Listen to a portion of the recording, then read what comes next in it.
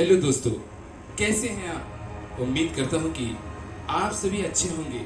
आपके अपने YouTube channel आप बीती कहानियों में आपका स्वागत है।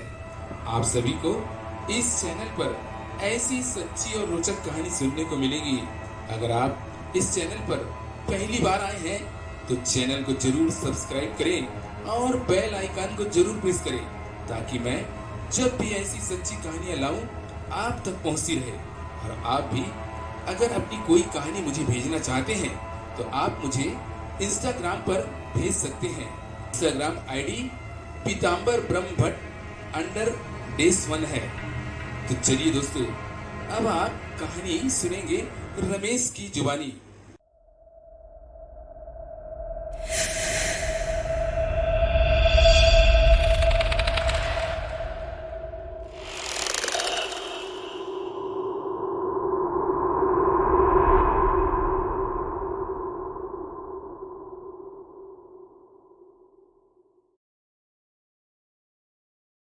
तो मेरा नाम रमेश है। मैं छत्तीसगढ़ का रहने वाला हूँ और आज की जो कहानी है ये मेरे और मेरे दोस्त के साथ घटी है। दोस्तों, मैं अपने बारे में आप सभी को कुछ बातें बता दूं। मैं एक गरीब परिवार का लड़का हूँ और मैं भगवान और शैतान दोनों को नहीं मानता था। लेकिन जब ये घटना मेरे साथ घटी उसके बाद से मेरी आस्था भगवान के प्रति बहुत बढ़ चुकी है। दोस्तों, ये कहानी आज से 17 साल पहले की है, जब मेरी उम्र 20 साल की थी। मैं बहुत हंसमुख एवं निडर लड़का था और मैं न तो भगवान को मानता था न तो शैतान को मानता था। मेरा एक दोस्त है जिसका नाम घनश्याम है, जो वो भी मेरी तरह न तो भगवान को मानता था और न ही शैतान को मानता था। हम दोनों का एक ही मत था कि जिस चीज को कोई अपनी आंखों से न देखे उसे कैसे मान ले। इन सब बातों से मेरे घर वाले भी मुझसे परेशान रहते थे। वे बोलते थे कि तुम्हारे मानने न मानने से हमें फर्क नहीं पड़ता, लेकिन तुम किसी के बारे में किसी के पास गलत बात मत किया करो। किसी दिन तुम्हारे साथ ऐसा कुछ होगा जिसके बाद तुम न मानने के हालत में होगे और न किसी को बताने के हालत में होगे। दोस्तों, मेरे घर वालों की भगवान में बहुत आस्था थी और मेरे पापा रोज मंदिर भी जाया करते थे। ऐसे ही एक दिन मैं और घनश्याम काम पर गए। वो किराने की दुकान थी जिसमें हम दोनों काम किया करते थे। उस दिन सुबह से शाम तक मैंने और घनश्याम ने एक बात कई लोगों से सुनी कि माँ दंतेश्वरी का टोला आया है, लेकिन हमें कुछ समझ नहीं आया कि ये क्या होता है।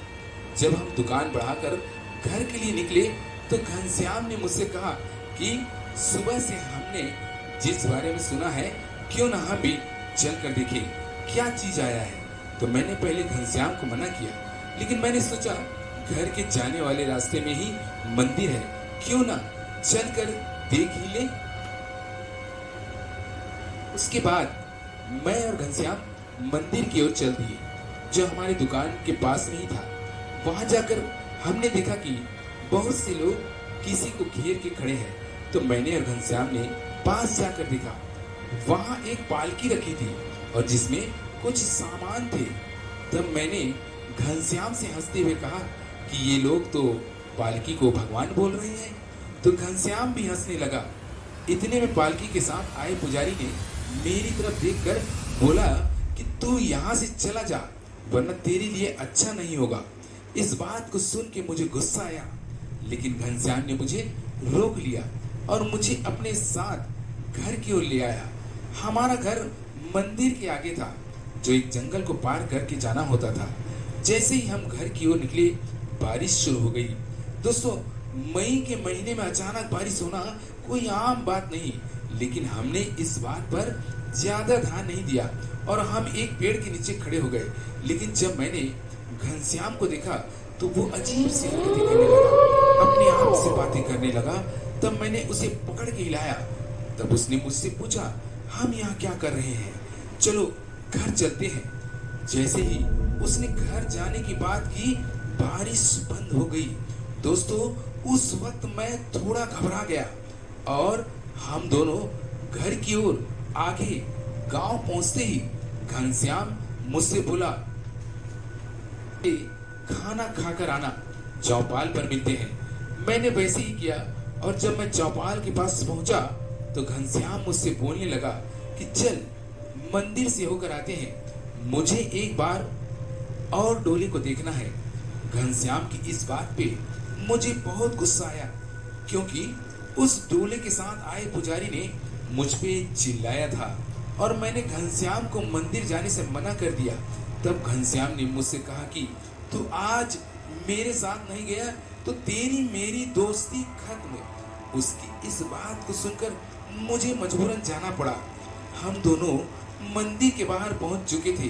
तभी हम दोनों ने देखा कि मंदिर का पुजारी जी और डोले के साथ जो पुजारी थे उनके साथ ऐसे बर्ताव कर रहे थे मानो कोई मेहमान आया है। उसे देखकर मेरी हंसी छूट गई और जैसे ही मैं और कुछ बोल पाता मैं जमीन पर गिर गया था। दोस्तों, मुझे लकवा मार गया था। मेरे मुंह से अब आवाज भी नहीं निकल रही थी। थोड़ी देर बाद जब घनश्याम ने मुझे पलट कर देखा तब उसने मुझे उठाया और मुझे घर लेके गया, जहाँ जाकर उसने मेरे पापा को सारी बात बताई कि हम दोनों वहां गए थे और इसने ये सब बताई और अचानक ये नीचे गिर पड़ा। तब मेरे पापा रात को ही मंदिर गए और वहां जाके पुजारी जी को सारी बातें बताई। तो पुजारी जी ने उनसे कहा कि आपके लड़के को जो हुआ है वो उसकी गलती का ही नतीजा है। आप कल सुबह अपने नालायक लड़के और नालायक दोस्त को साथ में लेके आना। पापा ने घर आकर हम लोगों को सारी बात बताई। अगले दिन हम तीनों मंदिर पहुंचे। तब पुजारी जी के कहने पर पापा और मेरे दोस्त घनश्याम ने डोले को हाथ लगाया।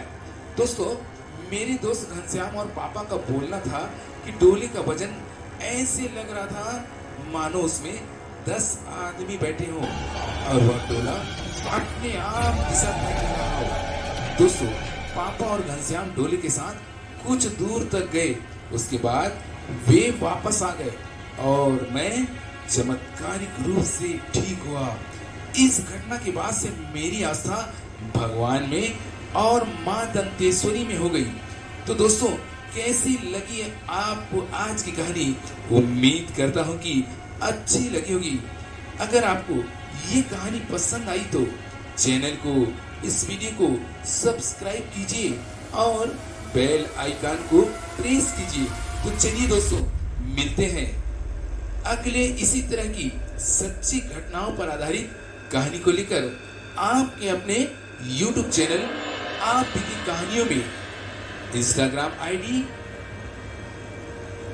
पीताम्बर ब्रह्मभट्ट _1।